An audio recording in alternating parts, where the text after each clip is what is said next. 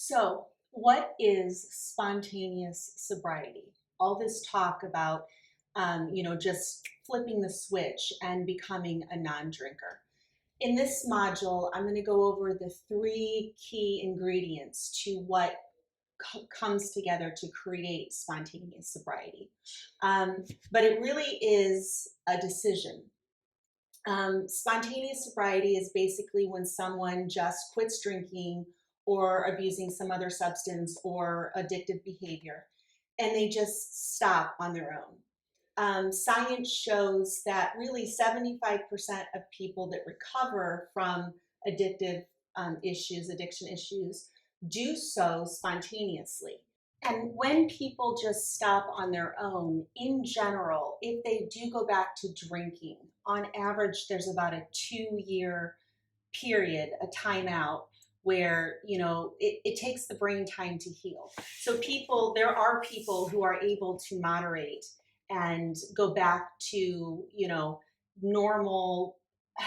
I'm not going to use the word healthy, I can't do it, but normal drinking that's not problematic. They're the person that can have a glass of champagne at the wedding, they're a person that have a glass of wine at an evening out. They're not drinking on a regular basis, but they can drink and it doesn't bother them. In general, people who are able to move from active addiction into that moderation, there is on average a 2 year timeout window. And so that's something to keep in mind. And what I know about what I'm going through, I am 16 months sober now, and you couldn't pay me to drink. Alcohol's right up there with shitty cheeseburgers from McDonald's. Like, am I saying I'm never eating another cheeseburger? Well, no, but why would I? That's how I feel about alcohol. So in the future, will I choose to have a glass or something at some point?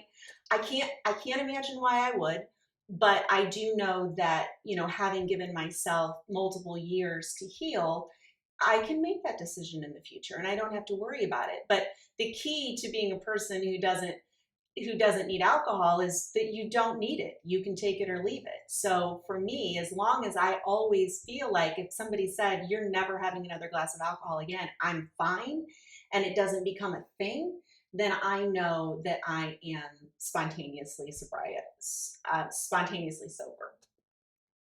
And so looking at the science behind what is spontaneous recovery, there is a long time period that when it occurs naturally. And so what I've done is looked into a lot of the science and looked at other programs that are promoting, the non-12 step approach to just educating yourself, making the decision, learning how to self-care, learning how to re-identify as what you want. I've looked at all of those things to really kind of tease out the factors that take the process from being years long to kind of an overnight situation. And that is what we're going for in this program. That is what I would say has happened to me. Even though, all of these modules are full of my best thoughts about recovery and all of the underlying emotional issues such as boundaries and loneliness and codependent behaviors and how to practice self-care. All of these things are important in terms of recovery, but recovery is not just about not drinking. It's about learning how to thrive in your life and taking back your power. So there are three key factors that I'm going to go over. The first factor for spontaneous sobriety is that you have to shift your locus of control. You have to take back your power. And here's what that looks like. For me, for several years, when I was still drinking towards the end, I would pour drinks feeling resigned.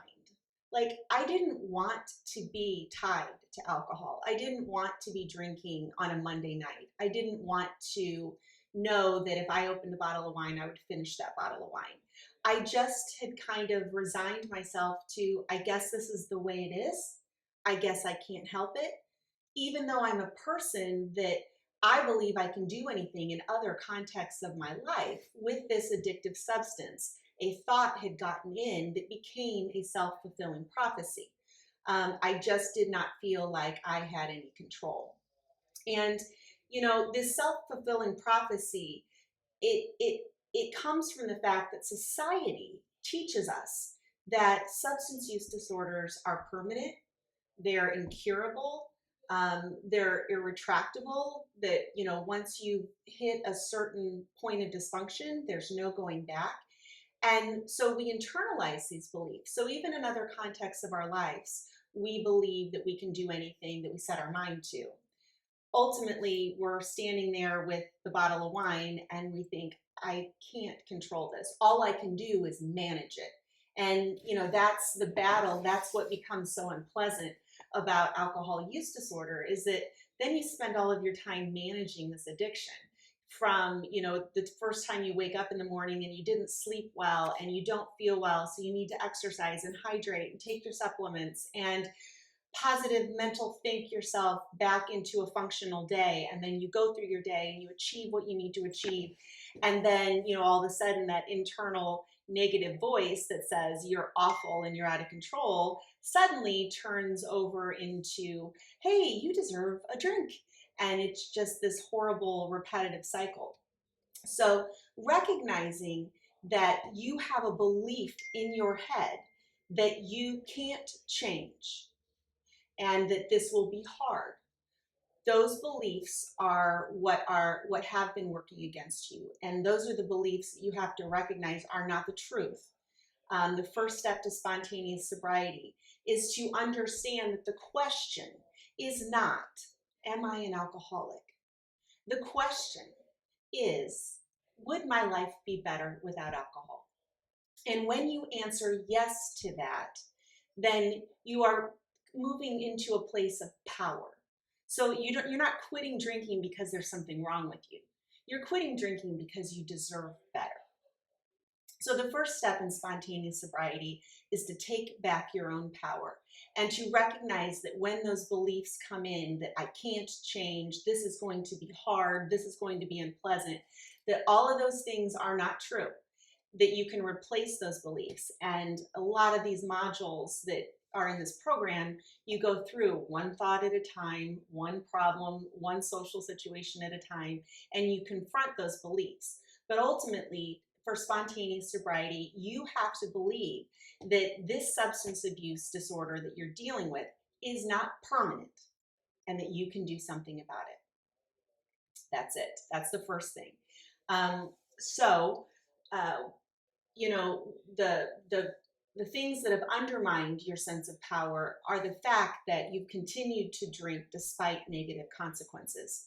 You've had the hangovers, you've had the memory loss, you have the, anxiety and just the regret and feelings of, a loss of control, and yet you haven't been able to change that.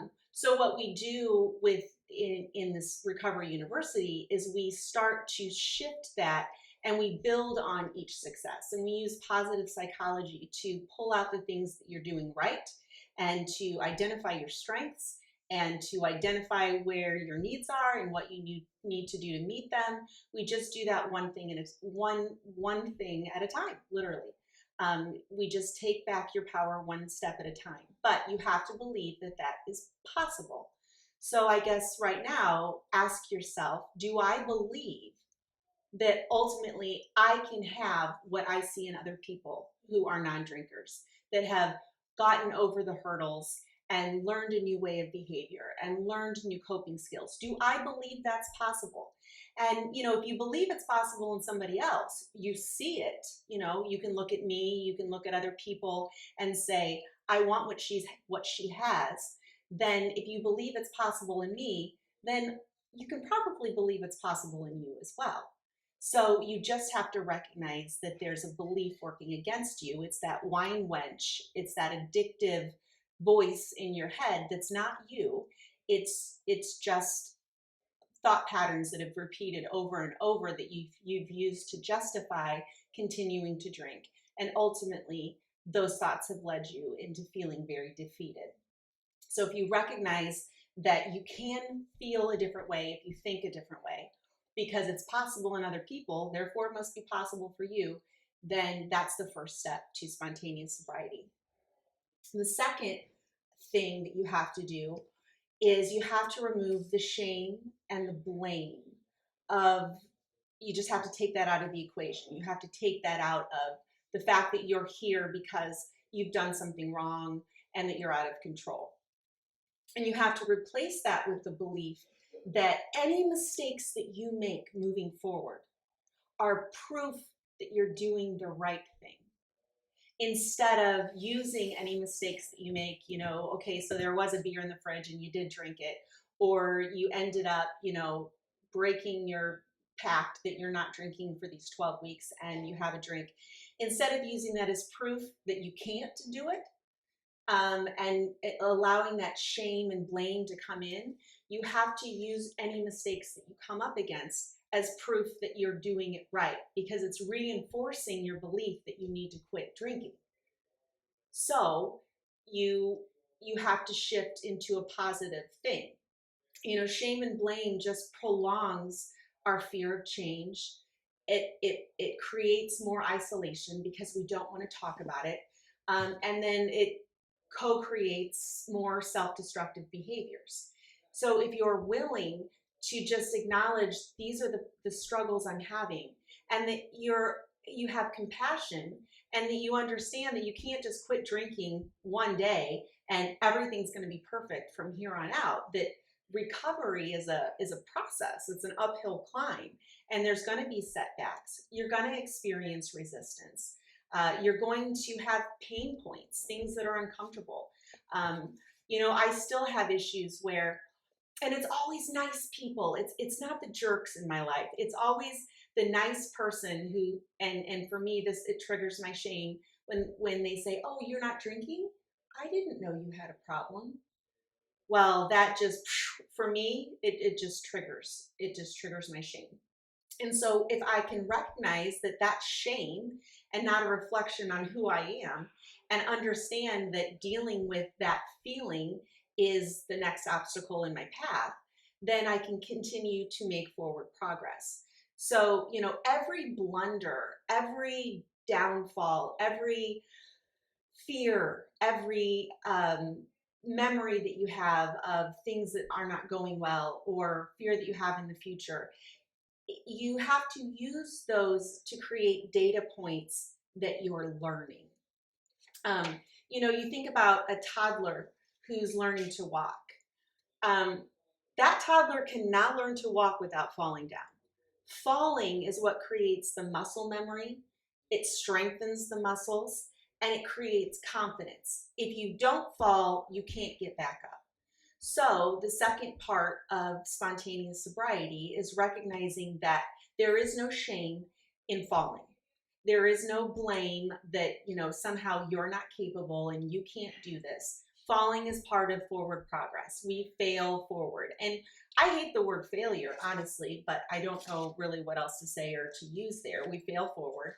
But honestly, everything that happens is a learning experience. And when you look at it like that, instead of proof that that you can't do it, whenever you start feeling like you can't do it, it triggers the what the hell effect. And we've all been there. We said we weren't going to drink. We had one glass of wine, and what the hell? I'll just drink the rest of the bottle because who cares? I've already failed. Or, if we're trying to give up sugar and we fail and we have that donut, and then we're like, oh, well, what the hell? I'll just eat the rest of the donuts because it doesn't really matter. Or we miss the day of exercising because we just couldn't get out of bed. And so then that triggers us into a month long of, going back to old habits of not getting up to exercise, whatever it is. So recognizing that the what the hell effect is a product of shame and blame, and instead recognizing that spontaneous sobriety includes acceptance of the fact that there's a learning curve here, and that you can't drink for 10 years, 20 years. Me, I drink for 30 years. You can't do that without ever having to go back and catch yourself with old habits and old neuro pathways and old triggers and cues in your environment and all of these things. You can't go through the process of recovery without addressing and identifying those. So if you recognize that that is part of the process and you feel empowered when you hit an obstacle, that you're moving forward and that you just have to navigate around this, then that is the key to spontaneous sobriety. And then the third thing is, as I discussed in the webinar, you have to create a new identity.